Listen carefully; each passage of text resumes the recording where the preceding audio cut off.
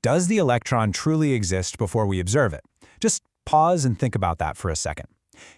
We walk through our lives assuming the world around us is solidly, fundamentally real, right? Whether we're looking at it or not.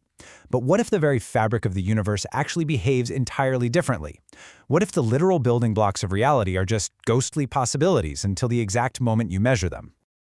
Welcome to this explainer. Today, we're exploring one of the absolute most mind-bending intellectual revolutions in human history. We're diving into Werner Heisenberg's physics and philosophy, specifically focusing on Chapter 3, the Copenhagen Interpretation of quantum theory.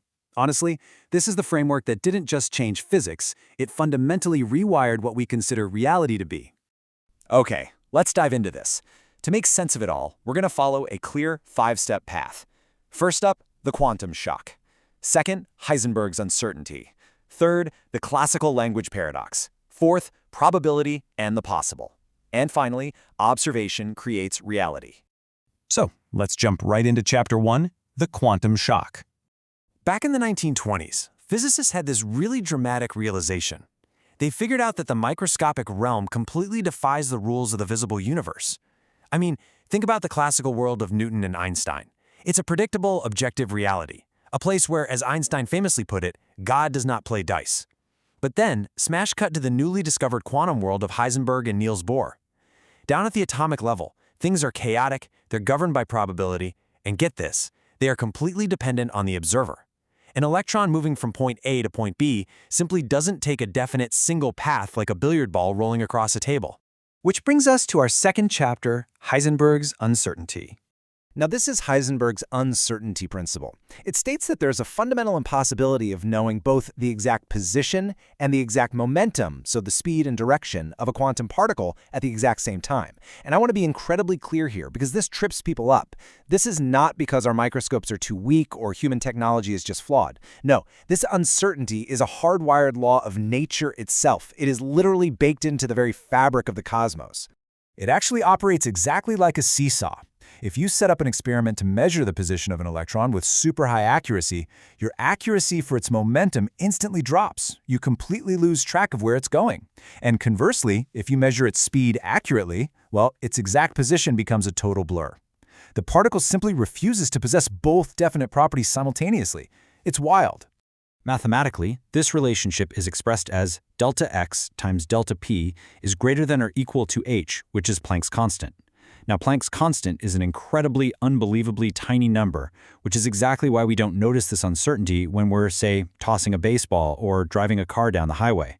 But down at the microscopic level, this mathematical floor is where the familiar, predictable logic of reality completely breaks down and a totally new set of rules takes over. All right, moving on to Chapter 3, the classical language paradox. This brings us to a really frustrating trap that scientists fall into, and it's all about language. When physicists try to describe all this quantum weirdness, they just hit a brick wall. We're forced to use everyday, classical words to describe phenomena that are inherently unclassical. Look at the questions we usually ask.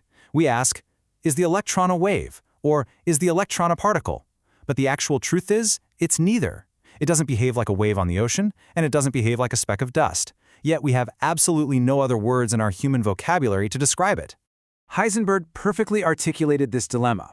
He wrote, "The concepts of classical physics are just a refinement of the concepts of daily life and are an essential part of the language which forms the basis of all natural science." What he's essentially saying here is that we're trapped. We know these words are inadequate, we know they don't perfectly fit the quantum reality, but they are literally the only tools we have to communicate our experiments and our results to one another. We just can't abandon them. Niels Bohr, who worked really closely with Heisenberg, used the principle of complementarity to explain this. He noted that asking if an electron is a wave or a particle is a fundamentally flawed question. It's kind of like pointing into empty space and asking if that specific point is above or below Australia. I mean, without the context of the Earth, without a specific point of reference, the words above and below just lose their meaning entirely, right? Similarly, wave and particle only have meaning based on the very specific experimental context we use to measure them. Let's see how this builds as we move to Chapter 4, Probability and the Possible. So if we can't definitively pin down an electron's path, and we can't perfectly describe what it is, how do physicists even map out this reality? Well, they map out a universe built on chance rather than certainty. Heisenberg actually turned to an ancient philosophical idea to make sense of the math. He brought back the Aristotelian concept of potentia. You see, in the quantum world, before an electron is measured, it isn't fully real in the way you and I understand reality. Instead, it exists as a bundle of mathematical tendencies, a set of probabilities. It exists in this weird intermediate layer of reality, somewhere hovering between absolute nothingness and actual physical existence. It is pure potential. And this completely destroys the image most of us were taught in grade school. You can just throw out that classical, misleading idea of an electron spinning in a fixed, definite track around a nucleus, like a tiny planet. The accurate reality is a probability wave.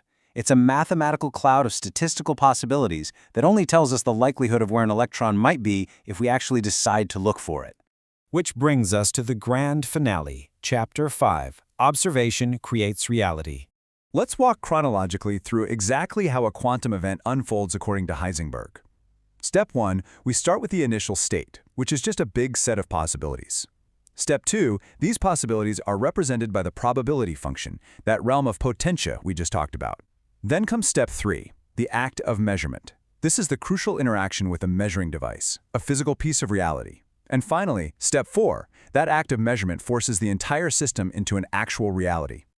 The very moment the observer interacts with the system, grasping into that glowing, undefined potential, that elusive cloud of statistical possibilities collapses. Reality literally snaps into existence the moment it interacts with our measuring devices. It's like a giant puzzle instantly assembling itself just because you glanced at it. Physicists call this exact moment the quantum jump. It's the sudden, discontinuous transition from the possible to the actual. It is not a smooth evolution. It's a sudden, abrupt shift, where a mere tendency instantly becomes a concrete, physical fact just because we decided to measure it. So the absolutely crucial point here is captured beautifully in this realization from the source text. It says, the word happens can only apply to the observation, not to the state of affairs between two observations. Think about what that means. According to the Copenhagen Interpretation, if you are not observing the system, the very concept of something physically happening is entirely meaningless. There is no hidden reality secretly taking place behind the curtain when we look away. The observation is the happening. Which leaves us with a profound, lingering question to end on today. If the building blocks of the universe require the act of observation to transition from mere potential into actual existence, what does that make us? We aren't just passive spectators sitting in the audience of the cosmos. To the simple act of observation, we are active participants in literally creating the reality around us. Thank you so much for joining me for this explainer, and I will leave you to ponder that incredible thought.